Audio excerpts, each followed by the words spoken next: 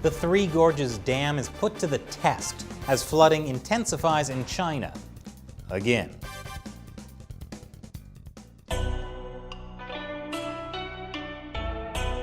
Welcome to China Uncensored. I'm Chris Chappell.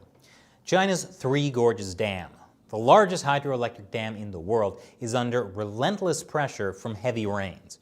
Earlier this week, Chinese state-run media broadcast footage of the dam opening all of its spillways to release floodwaters. Now we know the dam has deformed, but we're being told it's still totally safe. Which I'm happy to hear, because it's about to face its biggest test yet.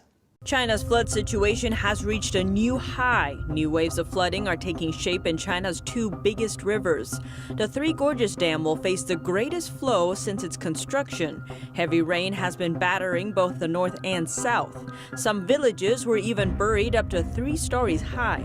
Chinese authorities said that the Three Gorges Reservoir is seeing inflow of nearly 20 million gallons per second, the highest level since the reservoir was opened in 2003. China has been dealing with record rainfall this summer. The monsoon season has lasted over 60 days, the longest in 60 years, according to Chinese sources. This is what it looked like earlier this week in the city of Chongqing. The Yangtze River runs right through Chongqing, which is about 400 miles upstream from the Three Gorges Dam. In neighboring Sichuan province, a Buddha statue more than 1,000 years old is at risk.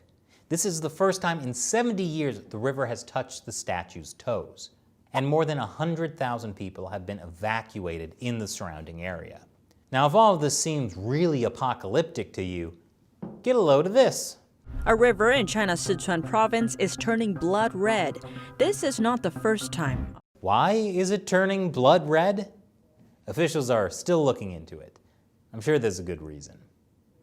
As of the beginning of this month, flooding has already affected more than 50 million people and caused more than $20 billion in damages. But that's according to Chinese sources, so who knows how accurate that really is. And now is the time when I answer a question from a fan who supports China Uncensored on Patreon. Leif Hendrickson asks, Chris, when do you think the people in China will start seeing that the CCP has lost the mandate of heaven? Oh boy, good question.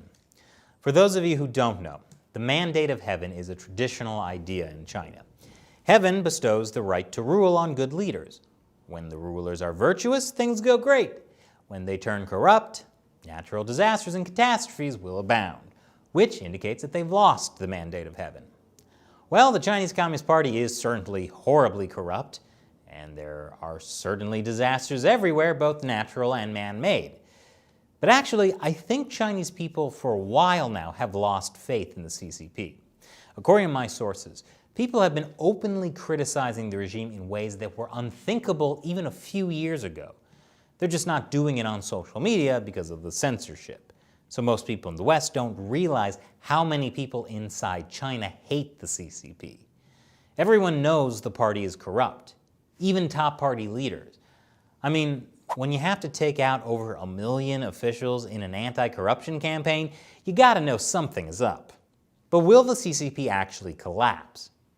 Well, people have been predicting that for a long time, and the CCP so far has managed to weather every catastrophe that's come along. But I have a feeling time may be running out. So if you're in the Communist Party, maybe now would be a good time to quit. Thanks for your question, Leif, and thank you for watching. If you like the show, be sure to subscribe.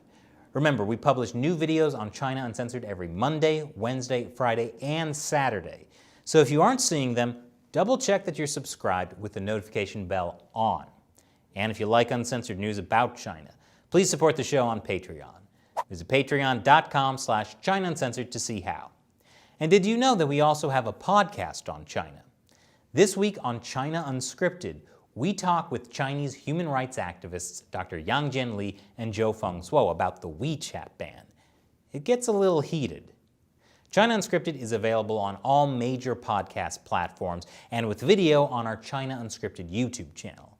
Be sure to check it out and subscribe for more great podcasts. Once again, I'm Chris Chappell. See you next time.